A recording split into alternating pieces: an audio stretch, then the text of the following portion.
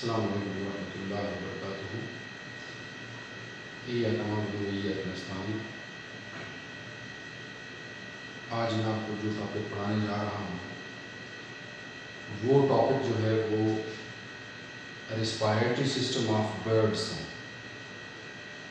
Class Aves हमने start किया है।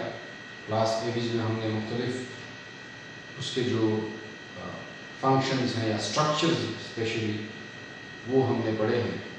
ठीक है, इसी सिलसिले की एक और कड़ी जो है वो हम आज डिस्कस कर रहे हैं, रिस्पायरेटरी सिस्टम ऑफ बर्ड्स। तो रिस्पायरेटरी सिस्टम ऑफ बर्ड्स में हम ये पढ़ेंगे कि किस तरह एक बर्ड जो है वो रिस्पायरेशन करता है, सांस अंदर कैसे जाती है, सांस बाहर कैसे जाती है, अंदर एक्सचेंज ऑफ गैसेस किस तरह होते हैं। ठीक है, तो जैसे कि आपको पता है, हमने इससे पहले पढ़ा है कि बर्ड्स का जो मेटाबॉलिक रेट है वो क्या है, वो हाई है।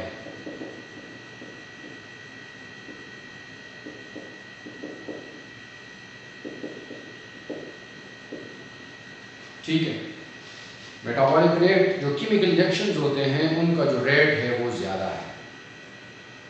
वजह ये है कि उसकी एनर्जी डिमांड जो है वो ज़्यादा है due to the property of flight की वजह से इनकी जो मेटाबॉलिक रेट है वो ज़्यादा है। अब जब मेटाबॉलिक रेट ज़्यादा होगा, ठीक है, so there is automatically body या सेल्स जो है वो डिमांड करते हैं मोर एंड मोर ब्लड की। ठीक है, मोर एंड मोर ब्लड कब आएगा, जब हार्ट बीटिंग जो है या हार्ट रेट जब ज़्यादा होगा तब जो है मोर एंड मोर ब्लड आएगा। More and more blood glucose लेके आएगा, केमिकल रिएक्शन होगा, एनर्जी पैदा होगा। ठीक है, इससे पहले कि हम अपने टॉपिक की तरफ आए, मैं आपको थोड़ा सा बर्ड के हर्ट के बारे में बता दूं, एवियन हर्ट जिसको हम कहते हैं। तो एवियन हर्ट जो है ये 4 चैम्बर्ड है। ठीक है, बिल्कुल इसको सिंपल कर लेते हैं। This is a heart and it have 4 chambers. ठीक है, ऊपर वाले सेक्शंस ऑरिकल्स कहलाएंगे या एट्रियम कहलाएंगे, नीचे वाले सेक्शंस वेंट्रिकल्स कहलाएंगे। Right auricle, left auricle, right ventricle, left ventricle. ठीक है, बुक में ये कहते हैं कि जो बर्ड है वो इवॉल्व हुआ है रेप्टाइल से। तो हर्ट में कुछ ऐसे निशानात मौजूद है जिससे हमें क्या पता चलता है कि ये किससे इवॉल्व हुआ है, ये रेप्टाइल से इवॉल्व हुआ।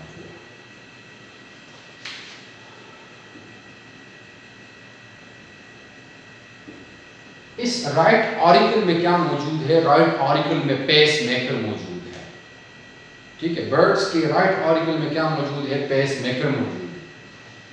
ठीक है, और ये पेस मेकर रेप्टाइल्स के हर्ट में भी मौजूद है।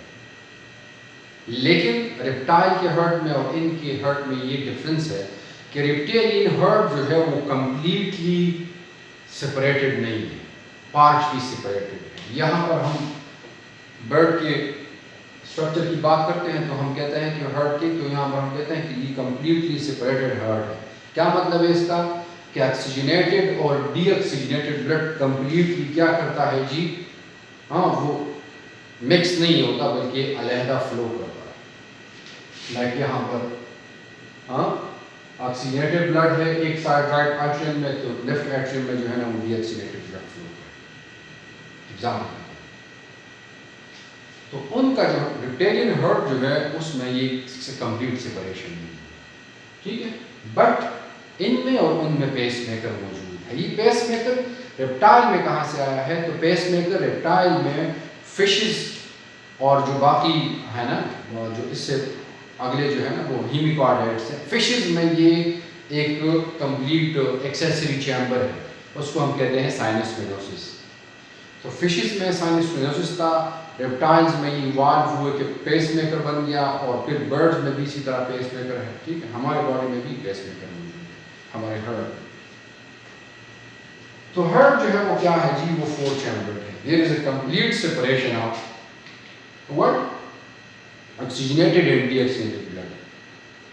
इसके अलावा जो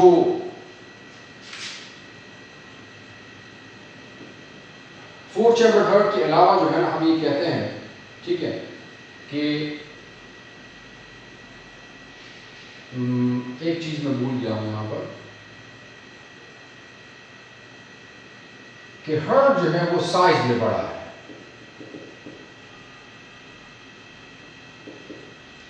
ठीक है। हार्ट क्या है जी, साइज में बड़ा है as compare to the other animals, या हमारे जो है ना वो हम बाद में पढ़ेंगे कि ये क्यों बड़ा है, ठीक है। अच्छा, इसके अलावा हम ये कहते हैं कि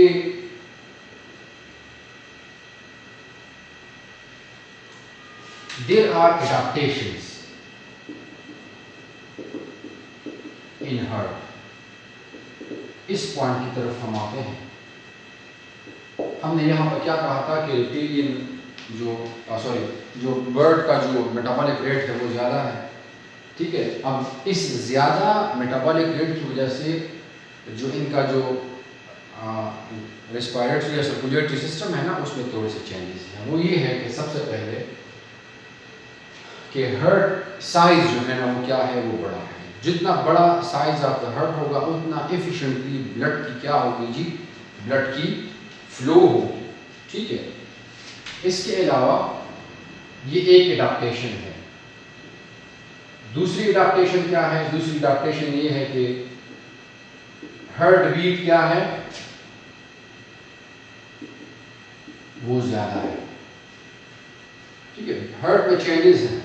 एक चेंज ये है कि ये साइज में बड़ा है, दूसरा चेंज ये है कि ये किस में है जी, इसका जो हार्ट रेट है वो क्या है जी, वो तेज है, ठीक है। इसके अलावा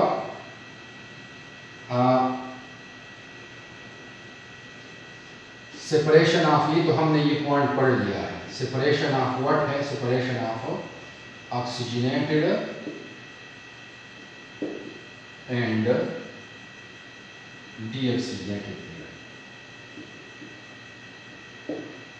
ठीक है, वो तो हमने खैर पढ़ लिया, ठीक है। सो एडाप्टेशन, ठीक है, क्या है जी, हार्ट साइज बड़ा है, ठीक है। इसके अलावा क्या है जी, रैपिड हार्ट बीट है। इसके अलावा क्या है जी, जो हार्ट है वो कंप्लीटली क्या है जी, वो सेपरेटेड है, ठीक है। जो ऑक्सीजनेटेड एंड डीऑक्सीजनेटेड ब्लड है वो क्या है जी, वो सेपरेटेड है, ठीक है। रैपिड हार्ट बीट की मैंने बात की, तो रैपिड हार्ट बीट जो हमिंग बर्ड है वो ऑलमोस्ट 1000 टाइम्स पर मिनट जो है वो हार्ट बीट करता है, ठीक है। नॉर्मली हमारा हार्ट बीट कितना होता है, वो 72 टाइम्स, ठीक है। तो यू कैन इमेजिन कि ये कितना ज़्यादा है। अब हम आते हैं रेस्पिरेटरी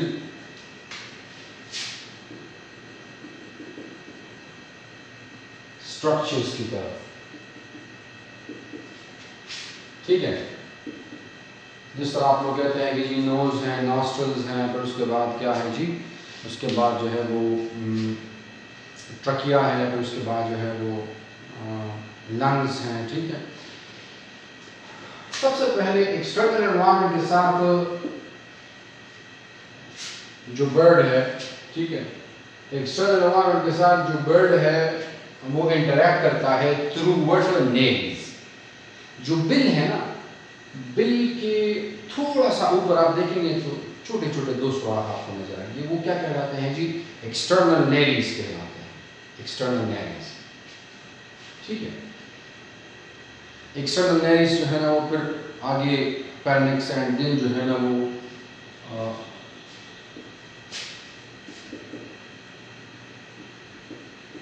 फिर उसके बाद जो है ना वो ओपन होते हैं एसोफेगस से, ठीक है। सॉरी, एसोफेगस तो फूड पाइप है, ट्रकिया में नहीं ओपन होते, ठीक है। तो यहाँ पर ये जो आपको स्ट्रक्चर ये क्या है कि ये एक्सटर्नल नेल्स। ये बेसिकली क्या है, ये ट्रकिया है, ठीक है। अब इस ट्रकिया के बेस पर, यहां पर इस ट्रकिया के बेस पर आपको एक स्ट्रक्चर नजर आएगा, उसको हम कहते हैं जी सायरेनिक्स, ठीक है। ओपन बॉक्स कह लें या यूं कह लें कि ये एक साउंड बॉक्स है। आपको पता है ना, मुख्तलिफ किस्म के बर्ड मुख्तलिफ किस्म की आवाज़ें निकालते हैं, तो ये इसी सायरेनिक्स की मदद से जो है ना ये निकालते हैं। अब आपने ये याद रखना है कि ये कहाँ पे है, बिल्कुल at the base of the oesophagus, ठीक है। और बाकी जो नीचे यू कैन से कि लोअर रिस्पायरेटरी ट्रैक है, वहाँ के स्टार्ट पर और एसोफेगस के एंड पॉइंट पर जो है वो क्या होते हैं जी, वो ये सायरेनिक्स होता है, ठीक है। अब इसके अलावा हम नीचे आते हैं, ठीक है, थोड़ा सा नीचे आते हैं,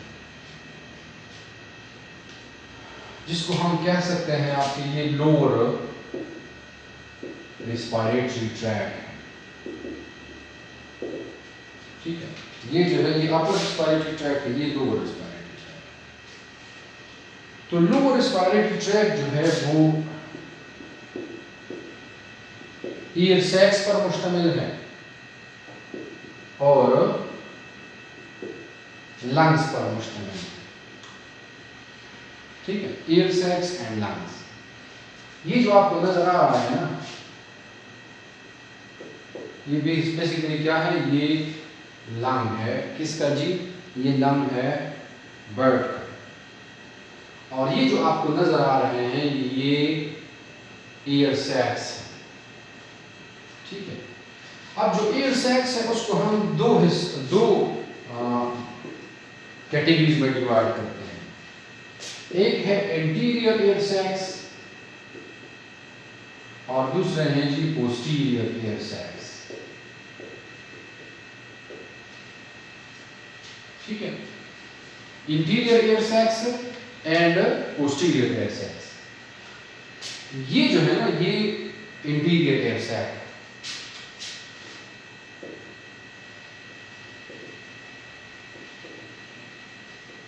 ठीक है। ये कहलाते हैं जी थोरेसिक ईयर सैक, ठीक है। ये कहलाते हैं जी abdominal air sac. Abdominal thoracic posterior है और यहाँ पर थोरेसिक और एक और भी है, ठीक है, यहाँ पर और भी होते हैं। इनको हम बेसिकली क्या कहते हैं, इंटीरियर ईयर सैक, ठीक है। और ये क्या है कि ये लंग है, ठीक है। इस लंग में छोटे छोटे ट्यूब्स होते हैं, उसको हम क्या कहते हैं जी, पैराब्रोंकाई, याद रखना है, पैराब्रोंकाई, ये आपको नजर आ, ठीक है। इंटीरियर पैराब्रोंकाई और पोस्टीरियर पैराब्रोंकाई, ठीक है। यहाँ पर अब जो रियल एक्सचेंज ऑफ गैसेस होती है, सोच रहे हैं आप सर जी कि कहाँ पर एक्सचेंज ऑफ गैसेस होती है, आया इन ईयर सैक्स में होती है जिस तरह हमारे लंग्स में होती है। लंग्स बेसिकली ईयर सैक्स में ही एक्सचेंज ऑफ गैसेस होती है। यहाँ पर air sacs are not responsible for what, for the exchange of gases. This lung, ये पार्ट जो है ना, ये रिस्पॉन्सिबल है किसके लिए, exchange of gases. Exchange of gas से क्या होगा, एक्सचेंज ऑफ गैस में मुराद ये है कि ये फॉर एग्जाम्पल एक स्ट्रक्चर है ना, तो यहाँ पर कैपिलरीज आई हैं, तो जब ऑक्सीजन आता है, ऑक्सीजन यहाँ पर डिफ्यूज होता है और कार्बन डाइऑक्साइड जो है ना वो यहाँ पर अंदर आता है, ये एक्सचेंज ऑफ गैसेस। तो होता क्या है यहाँ पर, एक बहुत ही कॉम्प्लिकेटेड लेकिन बहुत ही आसान क्या है, असल में जब बर्ड जो है ना, वो जब हवा अंदर लेके जाता है तो वो बेसिकली एक्सपायरेशन कर रहा होता है, और जब एक्सपायरेशन करता है तो वो बेसिकली हवा अंदर लेके आता है। This is the main point. ठीक है, अब मैं आपको समझाता हूँ। जब इंस्पायरेशन होती है ना, इंस्पायरेशन, ठीक है, आपने ये याद रखना है कि इस तरह नहीं है कि ये पहले जो ईयर है वो यहाँ पे आती है, ये थोड़ा सा साइड पर होता है। सबसे पहले जब इंस्पायरेशन होती है तो एसोफेगस के थ्रू, सॉरी ट्रका के थ्रू, ये जो एयर है वो यहाँ से गुजर कर इनर एब्डोमिनल और थोरेसिक एयर सैक्स में क्या आएगी जी? एयर आएगी। इंस्पायरेशन में क्या होता है?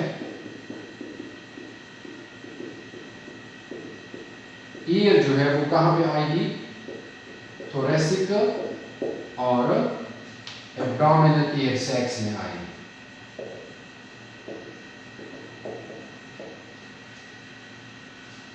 ठीक है, अब यहां से गुजर के लंग से ये भी फिल हो गए हैं और ये भी फिल हो गए हैं। ठीक है, उसके बाद अब वेरी लिटिल टाइम के लिए क्या होता है कि यहां से ये फिल हो गए हैं, यहां से ये अब इन पैराब्रोंकाई के जरिए ये इधर आए हैं ना। ठीक है, पैराब्रोंकाई के जरिए। ठीक है, अब क्या होगा? अब यहाँ से ये एयर जो है ये दोनों ये क्या हो जाएंगे जी? ये खाली हो जाएंगे, ये एम्प्टी हो जाएंगे और एयर को कहाँ पे पुश करेंगे जी? वापस यहाँ पर पैराब्रोंकाई। पैराब्रोंकाई में जब पुश करेंगे तो क्या होगा? एक्सचेंज ऑफ गैसेज होगी। ठीक है, इंस्पायरेशन में पोस्टीरियर, ठीक है, थोरेसिक एब्डोमिनल, ठीक है। दूसरे में एक्सपायरेशन में क्या होगा? ठीक है, यहां पर एक्सचेंज ऑफ गैसेस हो गई। ठीक है, बाकी जो गैसेस हैं वो कहां पर पुश किए जाएंगे? इस इंटीरियर पार्ट, इन पैराब्रोंकाई के जरिए इस इंटीरियर पार्ट में है। ठीक है, इंटीरियर जो सर्विकल एयर सैक्स भी इसको हम कह सकते हैं। ठीक है, क्योंकि ये सर्विकल रीजन है। तो ये फिलअप हो जाएंगे। जब ये फिलअप होंगे तो एक्सपायरेशन होगी और क्या हो जाएगा जी? ये एम्प्टी होके हवा जो है वो बाहर जाएगी। क्या पढ़ा हमने? हमने ये पढ़ा कि सबसे पहले एयर जो है वो पैराब्रोंकाई पर आएगी। ठीक है, पैराब्रोंकाई पर ये स्टे नहीं करेगा बल्कि ये सीधा इन एयर बैग्स को ये क्या कर लेगा या एयर सैक्स को ये फिल कर लेगा। उसके बाद क्या होगा? इमीडिएटली ये एयर जो है वो यहाँ पर आएगी। ठीक है, लंग्स में ये जो पैराब्रोंकाई है इसके थ्रू यहाँ पर आएगी और एक्सचेंज ऑफ गैसेज होगी। एक्सपायरेशन जब होगी तो ये लंग्स से ये हवा इधर आएगी। ठीक है, जो अगले इंटीरियर एयर सैक्स है और इंटीरियर एयर सैक्स के थ्रू ये क्या हो जाएगा जी? ये एयर एम्प्टी होके एक्सपायरेशन जो है वो कंप्लीट हो जाएगा। ठीक है, so this is all about today's lecture. I hope कि आप लोगों को जो है ना वो समझ आ चुका होगा। ठीक है, और इंशाल्लाह नेक्स्ट इसको जो है ना वो कंटिन्यू करेंगे। थैंक यू, अल्लाह हाफ़िज़।